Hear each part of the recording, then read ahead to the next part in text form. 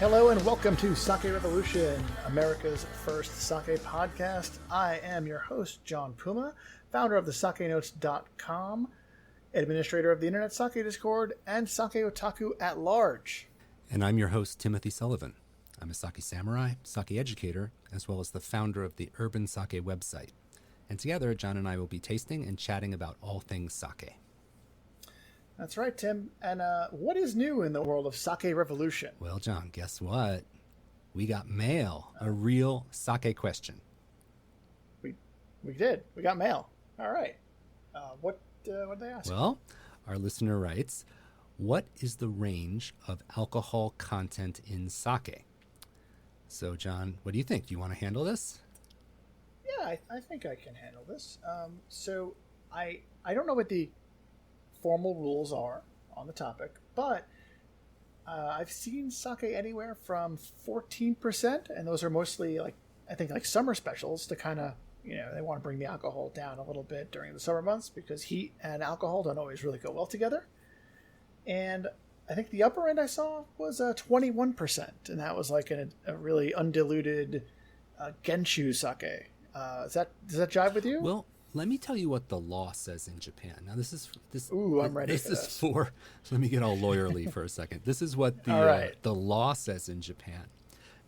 In order to sell it as sake, the lowest alcohol percentage you can have by law is 1%. And the highest, as you said, is 21%. So that's the range between 1 and 21. 1. Yeah. All right, so I was off by 13. You were off by 13. But for practical purposes, what's the lowest you've actually seen? Well, on the market in a real product for sale, the lowest alcohol percentage I've seen is 5%. There's a sparkling sake on the market that's a really low, super low alcohol, and that's 5% remaining. I think it's meant to be like just something super easy drinking and light. All right, and I guess they leverage water dilution to make that happen, or yes, yeah, or do we not want to get into this? Well, there's two things you can do. One is add water when you're bottling. That can bring alcohol percentage down, and also when you're doing fermentation, if you ferment for a shorter amount of time, there's less alcohol produced. So if you lower fermentation time, you can get less alcohol. That makes perfect sense. And if you add water when you're bottling, you can also bring the alcohol percentage down. All right. That was a nice little, almost like a sake education corner. Almost. Yeah, it's like a mini sake education corner. Yes, but you know what? We're about to go maxi, and we're going to talk about the real sake education corner. So we've been doing a series on sake production. Right. Yeah. And last time it was all about shubo. That's right. So let's do a quick recap. So we start with rice milling, then we go to raw materials prep. That's the rice washing, soaking, and steaming. So much washing. 8, 9 times. Then we go to the koji making. That's where we make that molded rice. And then, as you said, last week was shubo, or the mother of sake, the fermentation starter. Mm-hmm. This family is ever growing. Yes. So what's next? So I think today we're talking about Moromi. Is that right? That's right, Moromi. Moromi means the main fermentation mash. So this is really where the rubber hits the road. Oh, this is where the rubber hits the road. This is where we really get going with fermentation, and this is the main deal here. All right, so what do we need to know as sake enthusiasts about Moromi? Well, there's a few things I can tell you right at the beginning that are, just basic information about Moromi. It's the step we said, it's the main fermentation mash. And usually for premium sake, the fermentation time when they start Moromi to the end is about 25 to 30 days. So people often, for shorthand, just roughly say it takes about a month to ferment sake. Other than that, right, the most interesting thing about Moromi, in my point of view, is how it's put together. So the first 4 days of the Moromi cycle are the most interesting, because that's when we add all the ingredients. They don't put all the ingredients in there at once into the big fermentation tank. Oh, so you don't just take it all and boom, there you go? That's right. It's added gradually over the first 4 days. And there's a very specific formula that they have. It's called Sandan Jikomi. Sandan Jikomi. Sandan Jikomi, which means 3-step brewing. So there's three additions of ingredients over 4 days. All right. And what is the first ingredient that gets put in then? Well, the very first thing to go into the tank is the shubo.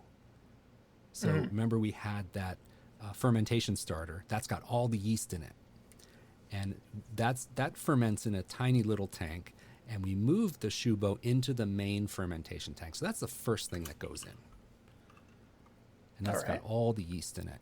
And on the first day, this step is called hatsuzoe. Hatsuzoe. On the first day, they add more water, they add more koji molded rice, and they add more regular steamed sake rice. And at the end of the first day, the tank is about 25% full. And then the yeast can spread out a little bit more, and there's starch being converted to sugar, and then the yeast is there to turn that sugar into alcohol. So on the first day, the tank's about 25% full. Then we come to day 2. Day 2 is called odori. Okay. And odori means to dance. I'm sorry? To dance. So step 2 is the dance. Yes. I'm making the disco pointed finger right now. No. That makes wonderful radio. Sight gags for the podcast. Oh, yeah. So day 2 is odori, which means dance. And it's not really sure if some people think that it means dance, like the fermentation starts to bubble away and the top of the Moromi mash starts to bubble and it looks like it's dancing or moving. Or the reason it's probably called dance is because there's no addition on the second day. You just leave it alone and stir it. So we don't put any ingredients in the second day. This allows the yeast to expand to fill that 25% of the tank. And because there's no additions, the brewers can go dance, I guess. Sure. I imagine they're looking forward to dancing after all that hard work. So that's odori. That's day 2. No additions. You just stir it and you let the yeast grow and multiply. Then we go on to day 3. And this is called nakazoe. And the word naka means middle. So this is the middle step. Okay. And all right. That makes perfect sense. Out of 3, this is the middle one. So we add more water, we add more koji rice, and we add more regular steamed sake rice. And you add those amounts so that the tank is about 50% full at the end of day 3. All right. And then the fourth and final day is called tomezoe.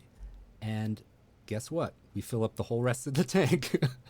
So the final 50% comes in on the 4th day. And after that, all the rice, all the water, and all the koji rice we're going to use is in there. No more additions of any of those ingredients after day 4. So from day 4 on, you stir the tank twice a day, and you monitor the temperature and control the temperature, and it ferments.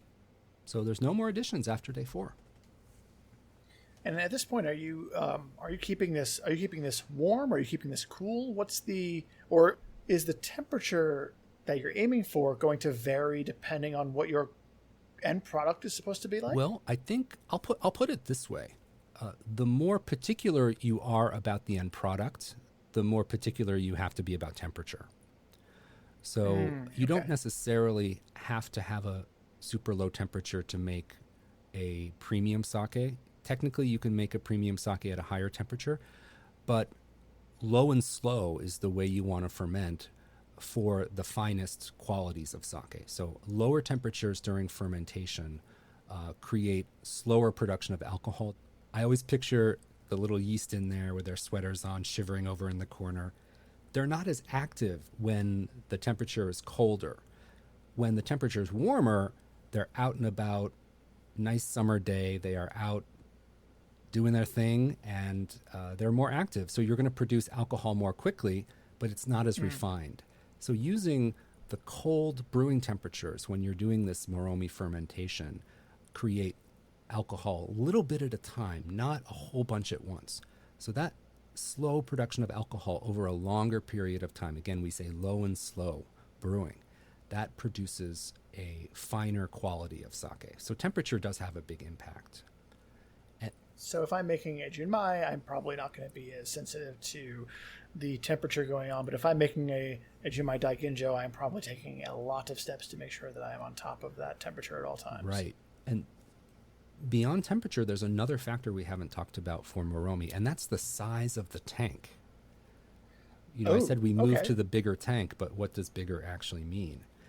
That is something I took for granted. I had an idea in my head, and I just rolled with it. One tank size.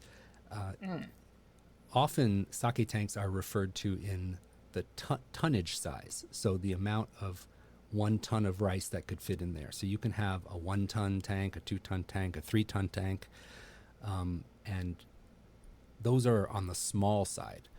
Mass factory production type places that have everything all automated, they can have 30 or 40 ton tank size. So it can be very, very large. But most premium brewers are going to have a 3-ton tank or smaller.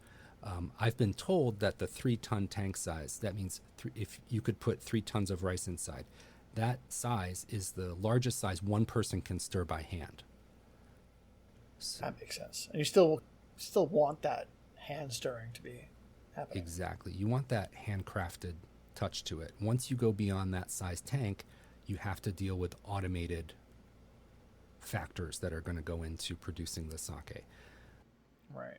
And I think that what we're talking about usually, I think that most of the production that we like to talk about issues automation in that way, or is that okay in premium sake production? That's a great question.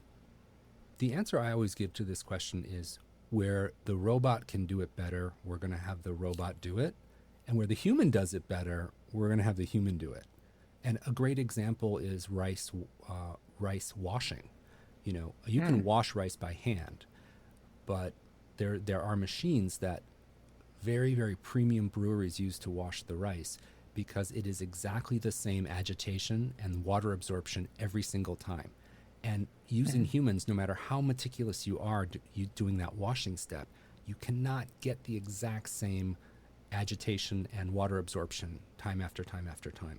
So a lot of breweries switch to an automated solution where the machine can do it better. One area where humans do it better is koji making. We talked about that when we did the koji episode. They're not taking our koji jobs. Yeah, no robots taking our koji jobs. So, you know, when it comes to that temperature point you brought up earlier, one cool thing that they do to chill the tanks is they have what they call summer tanks that have a glycol ring around the edge of the tank. And they can control the temperature of that, and it can cool the sake mash down. In older breweries that get retrofitted, they have these blankets that are like blankets of coils of tubing that they can run glycol through, and that can chill the tanks down. And the other option is just to brew in the winter. Open the window. Yeah, open the window. Now, when it comes down to those glycol rimmed tanks, is the distribution of the glycol being automated? Is it being like, is it kind of like a thermostat where it's like if temperature goes above X, insert Y amount until temperature goes to Z? Yeah, they're going to control. It's automated. It's computer run by a computer, and they're going to control the temperature, and they want to keep it at certain points of the fermentation. They want to keep it at certain temperatures, and they can program that. So a brewer can set up that type of cascade that you're talking about. If it reaches this temperature, increase the chilling to this factor, that kind of thing. They can do that. Then the brewer can take a nap. and not have to worry about doing that by Or hand. Odori, go dancing. Or he can go dance. That's a very good point. So that's Sandan Jikomi, the 3-step brewing process. And every brewer does this to make Moromi, to make the main mash. It's been kind of come about over many, many centuries of experimentation and development, has all led up to this process, this 3-step. I know that last week when we were talking about Shubo, there were quite a few different ways to accomplish that step. When it comes down to Moromi and adding all of the ingredients over these steps, is that something that's generally done the same way, or are there stylistic choices there as well? There are very much less variation when it comes to Moromi. There is a style of making a Moromi mash where you skip the shubo altogether. And sorry? You skip the shubo. You just jump right to Moromi and you put your yeast into the big tank and build it up over several days, and you just kind of skip that Moromi step. Sorry. Now, if I recall correctly, we said that was bad because then your yeast gets socially distanced, and we don't want that, even in the age of COVID. Yes. Generally, that's why they do that shubo step, is to get a vibrant, strong yeast colony going. But if you are a brewery that doesn't have room for shubo tanks, or you are just making sake for your local community, or it doesn't have to be fancy or whatever, or you for many reasons you might want to skip that. But in Japan, it's exceedingly rare that is done. That's interesting. Is there how do they overcome the spreading out of the yeast, or is it just they use smaller tanks to overcome that in a way? Or is that the answer I'm looking for? They use smaller tanks. I think if you're gonna skip the shubo step, the fermentation starter step, and go right to the Moromi, the main mash, I think you definitely would have to start with a smaller tank, and that way you can basically recreate that same experience, but you're not changing tanks. You're not going from this tiny shubo tank to a larger Moromi tank. You'll just do it all in one. So, but again, that's pretty rare in Japan. I don't know many breweries do that. You said it's very rare in Japan. Does that mean that it's more popular in the States? I think some U.S.-based breweries do it that way. They might not have. They might not have, in a small brewery, you might not have room for a shubo room. So you just start in your Moromi tank. You're going to start the process right there. Interesting. All right. Well, that was very enlightening. Thanks, Tim. And just one last point. You go those 30 days, 25 or 30 days, and on the last day before you're going to move on to the next step, if you're making an alcohol-added sake, remember we said that there's two kinds of sake, the alcohol-added aruten and the pure rice style. If you're making the alcohol-added style, that distilled alcohol you put in goes into the Moromi on the last day before you press it. Really? Yes. That's interesting. Yep. I did not know that. So that's the point when you would fortify, if you're going to add that distilled alcohol, the day before you press, in the last few hours. Nice. And so I've also found that if you visit a brewery, or if you in some very rare cases, breweries may have it available for tasting, but tasting Moromi out of the tank is a thing that one can do, and it's kind of interesting when you do.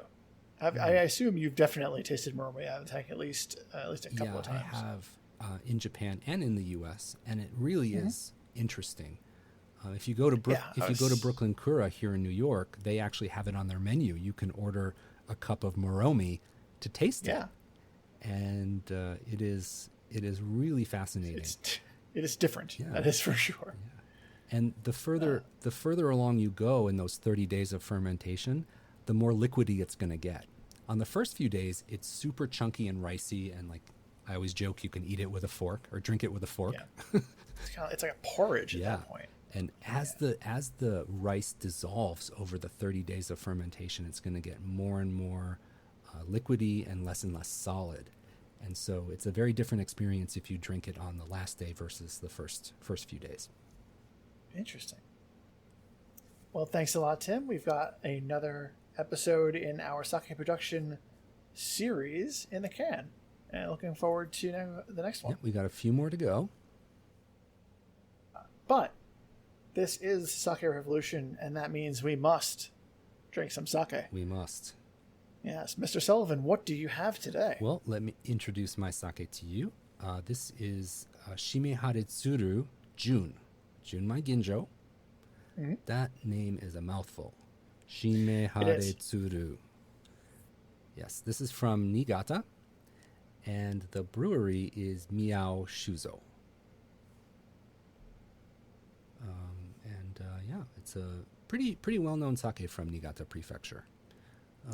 I've definitely seen that one before. So what did you bring today? I went to the other side of Japan, and I brought Bijofu Tokubestsu Junmai from Kochi Prefecture. Yeah. That is the other side of Japan. Yes. Over in the Shikoku region. Yeah. Very far away from Niigata. Well, why don't you go ahead and go first and give it a taste and let us know what you think about that? Sure. So let's do that.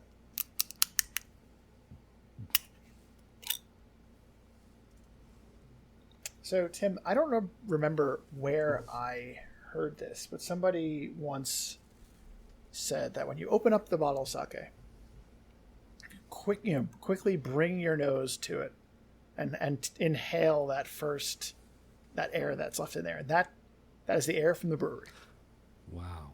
I've never. And that is the only, as an American, you have very few opportunities to experience that. It's always been a little treat. It was something I try to do. Wow. Just don't try that with sparkling sake. You might get some up your nose if you did that. Yeah, that would be a very bad idea. Bummer.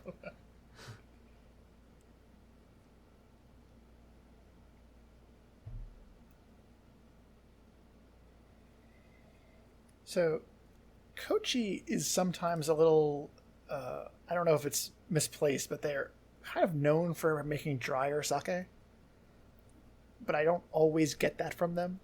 I think that some of their more popular sakes, like the Suige Tokubestsu Junmai, tends to be very dry. And so I think that because that's a very popular Kochi sake, Kochi gets this reputation for, the sake in Kochi happens to be dry. Yeah. I think one word I've heard in connection with Kochi sake is kind of bracing. It's dry. Bracing? Yeah, it's dry, but it's like, it's not quiet and light. It's more a little bolder and dry. I agree. Yeah. That's it's one of the things I really like about Kochi sake is that it is a little exciting. And I'm not saying it's funky. It's generally not, but it is a little bigger. Yeah. So the nose on this is very clean, but a little bit of like tropical fruit, I want to say, but very faint. It's not in your face. This isn't Yamagata fruity on the nose. It's very, very subtle. Not a lot of rice either. Not on the nose at all. And then the sip it's got a nice little zip to it. It's it's very crisp, but you're getting a lot of like kind of like passion fruit, like almost like mangoes maybe, or papaya. Mm-hmm. But nestled in that crispness. It's not like, again, it's not fruity in the same way that we talk about Yamagata sake being very fruity. It's part of a larger chorus. Yeah, and then that crispness just goes to a nice little dry finish. The fruit fades away, and then you're done. It's really nice. Even though this is a Tokubestsu Junmai, this is a very great sipping sake. This is wonderful. Stop me if you've heard me say this before, but it's that wonderful long day at work. You sit on the couch, you pour a little glass. It's very refreshing. Very relaxing sake to drink. I feel very relaxed right now. You feel well coiffed right now. I'm apparently well coiffed. Thank you. So I'm curious, if you were to rate this sake on a scale from 1 to 5, as far as like the weight goes, like how bold it is, 1 being really light, almost like water, and 5 being super rich texture. Where is that, like middle of the road, or how heavy is it? It's about a 3. It's kind of it's not overwhelming. Yeah, but it's not so light that it's not so light that you're going to forget it's there. This is not something that you're going to accidentally have the bottle of, I don't think. It's nice. And I did not mention it earlier. This is using Matsuyama Mi rice, which is a local style. Cool. And it's milled down to 60%. 60%. Yeah. Cool. Interesting. That's nice. This is like, very, very sippable, very light, nice. Like I said, a little bit dry, a little bit fruity. It fits very nicely in the John Puma taste spectrum. It's like right where I like a lot of things. I do like things that are a little dry sometimes. I like things that are very fruity. It's just like right in the middle. Yeah. Sometimes sakes like the one you're describing right now sometimes they get a little bit overlooked, I think, because they're really balanced, middle of the road, super easy drinking. Sometimes people respond more to like super bone dry, or like juicy fruity nama, or super chunky nigori, something really kind of fringy that is like really in your face. I've seen some people like, oh, that's my favorite, I love that. They connect more with these more extreme flavor profiles, and a sake like what you're describing now can be sometimes overlooked, unfortunately. I think you're right, and I think that it is very unfortunate because there's more to life than the extremes, and I think that's I think it's important in everything, not just in sake. But yes, the super extreme, like, this is so dry, it's so dry it tastes like you're drinking sand, and then the other end of it was just bold, bright, giant flavors of a fruity nama. Like, there's more to it. There's more to life than that, and but it is easy for people to. It's easy for that to get attention because it's so big, and it is harder for something that is middle of the road to get your attention. I think that goes for like a lot of things. You know what I was just thinking? It's true for music as well. If you are the type of person who comes home and listens to heavy death metal every day, God bless you. That's great if that's your thing and that's all you listen to all the time. But and I'm sure you and other people out there want some variety. And sometimes you want to listen to classical music when you're relaxing. Sometimes you want to listen to opera full blast. Sometimes you want to listen to jazz and chill out. So it's the same with sake. I think there's different styles, and they come in handy for different occasions and different moods. Absolutely. This is pretty great. We got to make sure people don't sleep on this kind of sake. Wake up, people. Now. Yeah, wake up. Come on. Wake up and smell the sake. Do we have our show title? Tim, I think we have our show title. We might have a show title here. Tim, I have gone on about Kochi sake and Bijofu for way too long. We need to talk about Niigata a little bit. Niigata is near and dear to my heart. You know that. That's the prefecture where I lived for a year. And this is, again, Shimeharitsuru, Junmai Ginjo. And Jun means pure in Japanese. Remember Junmai, pure rice? So this is called Jun, meaning pure. It's interesting. When you said that it was called Jun, I assumed that it was a Junmai and that they were shortening the word. They're shortening the Junmai word to just Jun because the name of the brand is extremely long, and sometimes they like to consolidate words in Japanese. So I was just assuming, it must be that. But it's interesting that's not the case. Yeah, this is a long brand name. Yes, quite. Shimeharitsuru. And again, it's a Junmai Ginjo. The rice is 100% Gohyakuman Goku, and that is the another mouthful word. That is the rice that is grown and originated in Niigata Prefecture. And let's see. Yeah. The rice milling rate is 50%. So this is sold as a Junmai Ginjo, but technically could be a Junmai Ginjo because it has that 50% rice milling. Okay, so I'm going to, and the alcohol percentage here is 15%. Okay, I'm going to give this a smell. This is interesting. It has almost what I would say like a 50-50 mix of some very gentle fruity notes and very gentle ricey notes.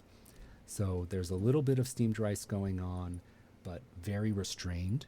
And there's a hint of strawberry, again, not like massive tropical fruits, like pineapple, juicy pineapple, and really restrained, like a light strawberry smell.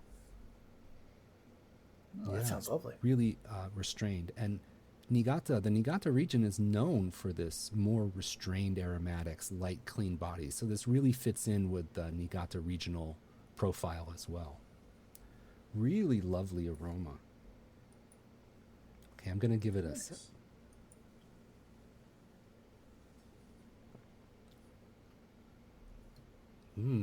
Very soft. A word I would use to describe this texture is pillowy. It's a little bit soft and pillowy comes to mind. There's no hard edges. There's no hard edges anywhere in the texture of this sake. It's really soft and light, and it has a nice clean finish. I think in spirit, our sakes are connected in that they're both easy drinking and they're both quaffable. We've both been well quaffed today. This is our new word of the day, quaff. And but I think mine might read a little bit lighter than yours. Mine has a little bit more of that Niigata feel to it. Well, you've described Niigata sake on several occasions as being very restrained, as a kind of a property of the region. Yeah. The way it's been described to me in the past is that the more restrained, quiet aromatics and the more restrained flavor profiles are meant to put a frame around the food. You know, the sake doesn't want to be the center of attention. We want the food to be the center of attention, and we're going to support the food. We're going to support what the chef is doing. We don't want to be in the spotlight. That's how some brewers in Niigata have explained to me this reasoning behind having these more restrained elegance in their aroma and their flavors. And the finish is usually crisp and clean for that palate cleansing finish that, you know, really gets you ready for the next bite of food. So they're really focused on being a food-friendly prefecture, I think. That makes sense. That stands to reason. It probably has a lot to do with their popularity. Yeah, very easy drinking, very approachable. Nice. Well, you said that this frames the food. What kind of food would you frame it with? Well, for this sake, I'm thinking of something lighter for sure. You know, I had a really lovely preparation of pork tenderloin the other day. That was, you know, pork can sound like a little bit heavy or greasy or whatever, but this was the finest cut of pork I've had in a long time. And it was, you know, they call it the other white meat sometimes. I believe that definitely that? Was a marketing slogan of pork for a while. I don't know if I actually buy it, but because it's kind of white meat adjacent, it really is a touch on the lighter side. And that tenderloin piece of pork was really delicious. It was gently roasted and had a very light sauce with it. And I think that would pair beautifully with this. Chicken, of course, would go really well, and some preparations of fish as well. But I was thinking about pork would be fantastic with this. What about with your sake? Did you have any ideas for pairing?